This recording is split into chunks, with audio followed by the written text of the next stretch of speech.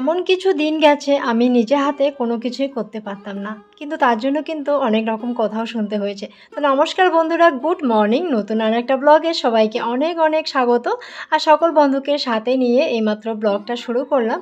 আশা করছি তোমরা প্রত্যেকে যে যেখানে আছো সকলে মিলে ভালো থেকো, সুস্থ থেকো, সাবধানে থেকো। আর আমরাও কিন্তু তোমাদের আশীর্বাদে ও ভালোবাসায় মোটামুটি বেশ ভালোই আছি। তো জানো তো, সকালবেলা ওই যে ঘুম থেকে ওঠার পর যা কাজকর্ম থাকে টুকিটাকি সেগুলো তো সেরে নেওয়া হয়ে গেল। আর আজকে জানো তো, আমি আমার হাজব্যান্ডের দ্বারাই চা করে নিয়ে খেয়ে নিলাম। তো আজকে ওই চা করে দিয়েছে, তবে কি জানো তো, একটুখানি রেগেও গেছে, কারণ ও তো এইসব কাজে অভ্যস্ত নয়। তো যাই হোক, যেহেতু আমি আজকে এই যে কাজকর্মগুলো করব, এগুলো একটু নোংরা কাজে বলা যায়, কারণ স্নান করার পরে না এই যে রান্নাঘর মোছা বা কাদা মাটি নাড়তে একদমই ইচ্ছে করে না। তাই ভাবলাম স্নান করলে তো একদম আমার এইসব কাজ করা হবে না আজকে। তো আগে একটুখানি চা খেয়ে নিয়ে তারপরে এই যে কাদামাটির যা কাজ থাকে, নোংরা কাজ সমস্ত কিছুই করে নিব। আর তোমরা দেখবে যে যে কোনো আর কি কাদামাটির কাজ করতে গেলে কিন্তু একটু জামা কাপড়ও লেগে যায়। তো আমি সেরকমভাবে সুন্দরভাবে গুছিয়ে করতে পারি না। আমার কিন্তু যেভাবে হোক একটু কাদামাটি হলেও কিন্তু জামা কাপড়ে লেগে যাবেই।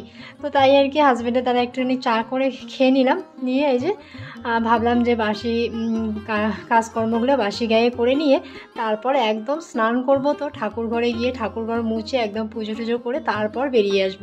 তো আজকে আবার আমার মেয়ের স্কুলও আছে। তো সকালবেলা দেখো ঘুম থেকে উঠে ঝটপট কাজগুলো করে নিচ্ছি।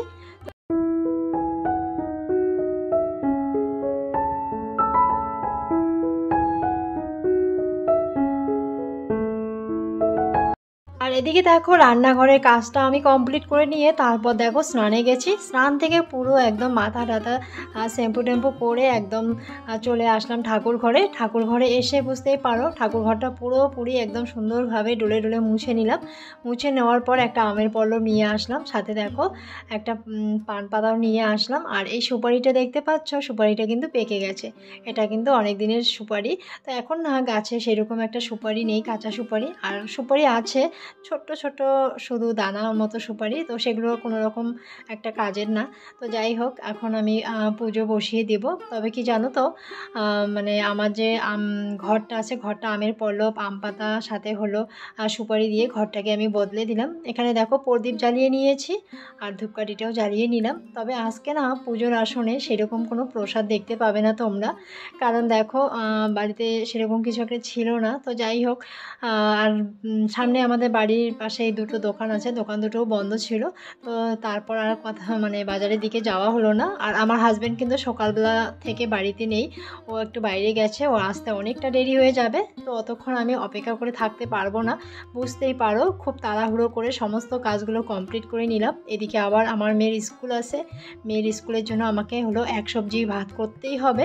তো যাই হোক, এদিকে দেখো পুজোটাও বসিয়ে দিয়েছে।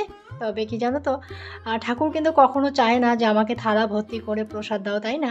ঠাকুরকে আমরা মন থেকে যাই দেই না কেন, সেটাতেই কিন্তু মা লক্ষ্মী একদম সন্তুষ্ট হয়ে যায়, মানে যে কোনো দেবতাই সন্তুষ্ট হয়ে থাকে আর কি। তো চলো, আমার এই যে ঠাকুর পুজো করা কমপ্লিট হয়ে গেল। আর দেখতেই পাচ্ছ সুন্দর লাগছে, আসনটা দেখতেও ভালো লাগছে। তো ফুল তুলসী জল দিয়ে প্রণাম করে নিলাম। আর এদিকে চলে আসলাম, আমার মেয়ের আজকে টিউশন ছিল। মেয়ে সকালবেলা এক কাপ বিস্কিট, মানে এক কাপ দুধ আর সাথে হলো বিস্কিট খেয়ে বসে পড়েছে। তারপর এই যে এখন বাজে হলো 9টা পার হয়ে গেছে। এদিকে আমার মেয়ে বলছে মা একটু খিদে খিদে লাগছে, তারপর আর একটু দুধ দিয়ে মেয়েকে একটু ব্রেডটা করে দিচ্ছি, মানে সেঁকে দিচ্ছি। তো চলো এখন মেয়েকে না এই যে ব্রেডটা আর সাথে হলো দুধটা দিয়ে দিব। তবে দুধটা না ভীষণ গরম আছে, তো আমি ফ্যানের কাছে রেখে দিয়েছি, আর দুধটা একটু পরে ঠান্ডা হয়ে যাবে। তো চলো ব্রেডটা মেয়েকে দিয়ে দেই। এদিকে দেখো আমারও ভীষণ খিদে পেয়েছে, বুঝতেই পারছো। সকালে এক কাপ চা সাথে হলো একটা বিস্কিট খেয়ে এতগুলো কাজকর্ম করলাম, বুঝতেই পারো। শুধু উনুনটা যে মুছা তা না, তার বাদেও আমাকে অফ ক্যামেরার মাধ্যমে অনেক কিছু নোংরা কাজ করতে হলো। তো যাই হোক, খিদে পেয়েছে। কালকে হাজব্যান্ড নিয়ে এসেছে রাত্রিবেলায় হলো মুড়িগুলো আর রাত্রিবেলায় চেলে রাখা হয়নি। তো যাই হোক, আমি একটা বড় ড্রামের মধ্যে ভরিয়ে রেখেছিলাম প্লাস্টিক প্যাকেট অবস্থায়। তো এখন দেখো এগুলোকে চেলে নিচ্ছি। আর একটুখানি বাসি দুধ আছে, ভাবছিলাম যে দুধ দিয়ে একটুখানি মুড়ি আর কি খেয়ে নিব।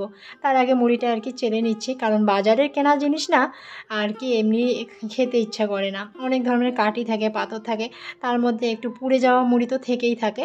তো যাই হোক, এদিকে দেখো সমস্ত মুড়িগুলোই আমি চেলে চেলে নিচ্ছি। ভাবলাম যে একটুখানি মুড়ি চেলে খেয়ে নিব, তারপর ভাবলাম না, সমস্ত কাজটা যেহেতু কাজটা আমি আর কি করছি, সমস্ত কাজটা কমপ্লিট করে তারপর খেয়ে নিব। তো চলো, ওদিকে আবার আমি ভাত চাপিয়ে দিয়েছি, ভাতটা প্রায় হয়ে এলো বুঝি। তো ভাত চাপিয়ে দিয়ে তারপর দেখো এই মুড়িটা চেলে নিচ্ছি। তো একটুখানি আমিও খেয়ে নিব। আর এদিকে দেখো মুড়িটা যেহেতু চেলে নিয়েছি, মুড়ির ধুলো ময়লা কিন্তু মেঝের মধ্যে পড়ে গেছে, মানে বারান্দার মধ্যে। এখন ভাবলাম যে এগুলো সমস্ত কিছু সরিয়ে নিয়ে তারপর দেখো একটা ঝাড়ু দিয়ে বারান্দাটা যতটুকু আমি ঝেড়ে কাজটা করেছি সেই জায়গাটা আর কি ঝেড়ে নিলাম। তো এদিকে দেখো ভাতটা আমি নামিয়ে নিয়েছি, ফেনাটাও আমি ঝরিয়ে নিলাম। তারপর দেখো এদিকে প্রেসারে ডাল দিয়ে দিয়েছি, আর প্রেসারের ডালটা কিন্তু সিদ্ধ হয়ে গেছে। আর এদিকে আমি ফোড়নটাও দিয়ে দিচ্ছি, একটা তেজপাতা 2 টুকরো করে কেটে মানে ফাটিয়ে নিলাম। তারপর দেখো একটুখানি পাঁচ মশলা দিয়ে দিলাম কড়াইয়ের মধ্যে, তারপর একটুখানি পেঁয়াজ কুচি করে দিয়ে দিলাম। আর এদিকে দেখো ডালটা ফুটতে শুরু করে দিয়েছে। এখন চলো, ফোড়নটা আমার রেডি হয়ে গেছে, ফোড়নটা কিন্তু আমি দিয়ে দিলাম, তোমাদেরকে দেখালাম না। তো যাই হোক, এদিকে ডালটা ফুটতে শুরু করে দিয়েছে, একটু বাদে আমি নামিয়ে নেব। চলো, ডালটা আমি নামিয়ে নিলাম। আর জানো তো, আমি ভয়েস রেকর্ড দিচ্ছি, আমাদের বাড়ির যেহেতু রাস্তা সামনেই, তো সারাক্ষণ গাড়ি যাওয়া আসা করে, গাড়ির শব্দটা অবশ্যই তোমাদের কানে পৌঁছাবে, প্লিজ একটুখানি মানিয়ে নিও।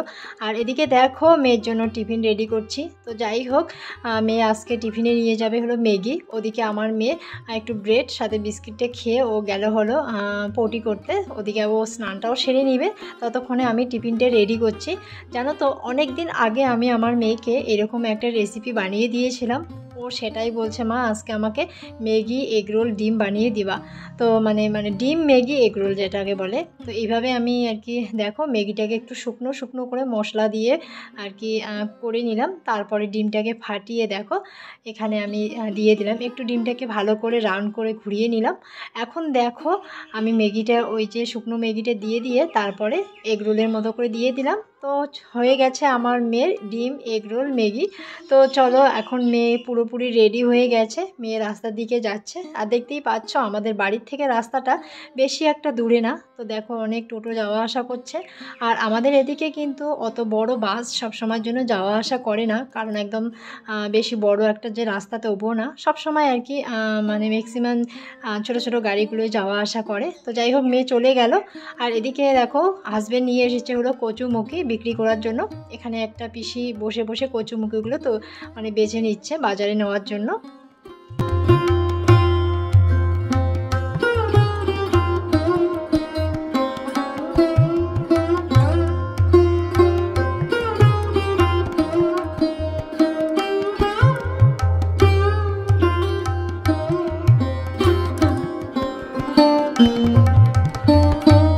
মেয়ে তো স্কুলে চলে গেল। তারপর ভাবলাম কি রান্না করব, যেহেতু সকালবেলা আমি শুধু ডাল করেছি আর ভাতটা করে নিয়েছি।